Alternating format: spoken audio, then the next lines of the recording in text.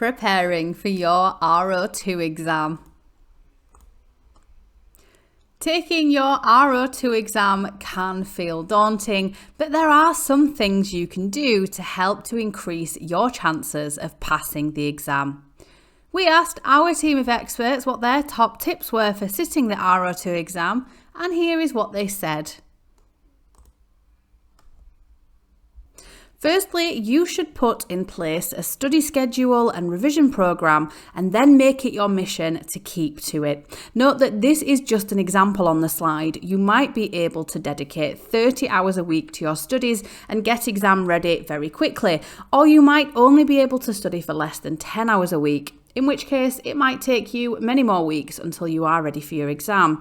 It's not a race. You can work out a schedule that works for you. But do be realistic with the time you have available to dedicate to studying each week, taking into consideration all of your commitments before you book your exam. It is easy to think that we can spend 10 hours a week studying, but in reality, what would that look like per day for you? Note whether there are any particular days of the week in which you usually have more available time to study and plan to focus on that day instead of a day you know you'll be busy and it will be difficult to find the time. Or, if you are the kind of person who's more motivated under pressure, book your exam and work your study plan backwards from that date. Don't be too ambitious. The CII do give useful guides as to how many hours it typically takes to complete study for each exam. It might take you less or more, so try to be realistic. If you are short of time, ensure your study is relevant to the number of questions from each learning outcome. You can read the exam guide to see how many questions in your exam will come from each learning outcome. If you are working to a really tight time limit, it doesn't make sense to spend a lot of time on parts of the syllabus which you might only get 1 or 2 questions about. You should still include these in your study, but don't dedicate a whole week to a learning outcome that forms a very small part of the overall syllabus unless you have the time. The CII do provide the approximate number of questions you can expect from each learning outcome in your exam, and you can find this in the exam syllabus on their website. The learning outcomes that have the most number of exam questions are the areas you should be spending the most time learning and revising. Be familiar with the format of the exam, pass mark and style of the questions. It's really important that you know what to expect when you are taking your exam.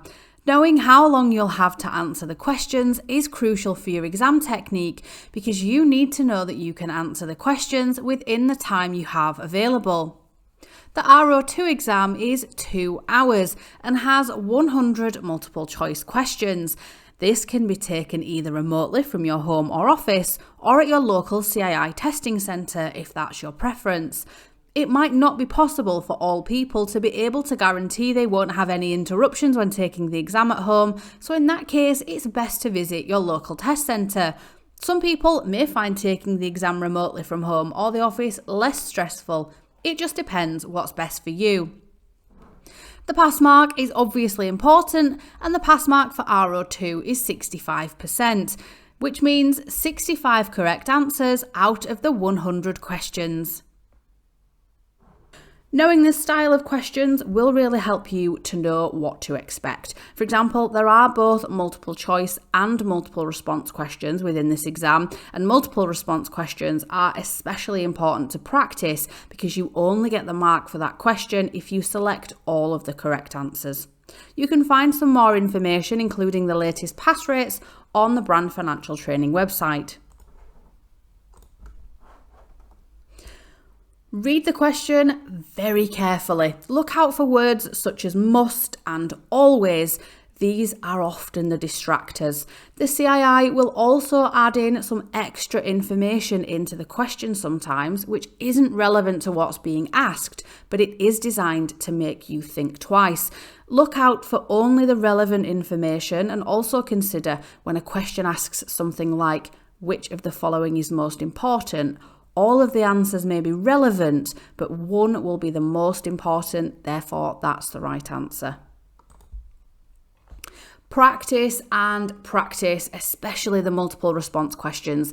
These can be tricky as, unlike the standard multiple choice questions, more than one of the answer options will be correct. The key point to remember with multiple response questions is that at least 2 of the options are correct, and most of the time it is just 2, but sometimes, like in this example, 3 of the answers are correct. You must select all that apply correctly to get the mark for that question. Start by ruling out the red herring. There will always be one obviously wrong answer. Brand Financial Training provide e-mocks, which are online practice versions for you to take before your exam.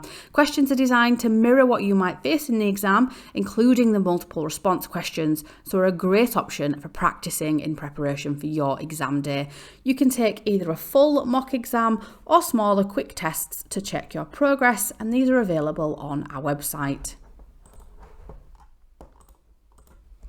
One of the hardest parts of this exam is learning all of the calculations you'll need to master to pass. And really, the only way to learn them is to understand the theory and then practice until you are confident. Repetition is key here. Don't underestimate how much time you'll need to spend on this. Brand Financial Training have a calculation workbook specifically for this purpose, so you can practice the theory followed by a worked example and then practice questions for the calculations you'll need to know to do well in the exam. Get to the point that you are confident to work through these types of questions quickly. You only have 2 hours for your exam, so spending too much time on any calculation questions that come up will very quickly add up, and you might find yourself running out of time. Sit a mock exam under exam conditions. You need to be sure that you can complete the full exam in the time you'll have. From this, you'll also be able to see any areas of weakness, and this will give you the areas you need to go back to or focus last-minute revision on. So sit in a quiet room without distractions, leave your phone behind and set a timer. Don't look up the answers, just work through the questions as you will on the day of your exam. As mentioned, you can access mock exams through companies such as Brand Financial Training. We offer online mock exams so you can practice how this will feel on the day with questions designed to mirror the exam, but we also offer PDF versions of mock exams if you prefer to practice using a pen and paper instead of sitting at the computer. After you sit a mock exam, take note of the questions you got wrong. Understand what the correct answer was and use that to focus your final stages of exam preparations. Brand Financial Training provide answer rationale for all mock exam questions to help you understand why the correct answer is correct and which chapter in the study text you can refer back to. If you chose to sit your exam at home, ensure you are familiar with the remote examining system before you sit your exam. Have a practice beforehand. It will help with nerves about using the system.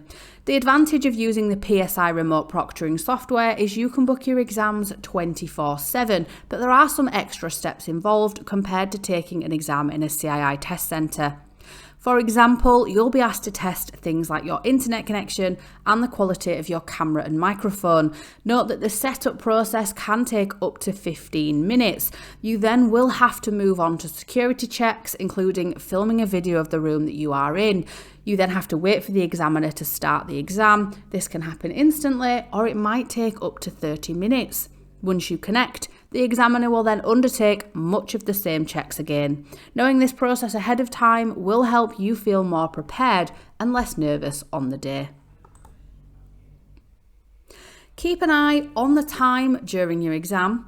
The exam system allows you to flag questions and go back to them. So flag anything that you're not sure about and get to a question you know will give you the confidence, but then don't forget to go back to the flagged questions. You might come across a question in your exam that you just don't know the answer to. If that's the case, don't spend 10 minutes working out what you think the correct answer might be. Just flag it and move on. You will hopefully have time to come back to this question at the end, but if you don't, it isn't worth wasting 10 minutes on one question that you'd be guessing the answer for anyway. You might end up running out of time and not being able to answer the last few questions that you did know the answer to.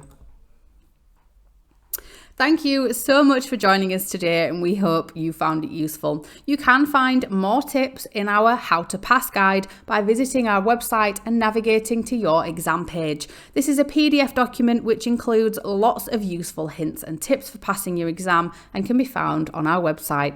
Good luck with your exam, and do let us know how you get on.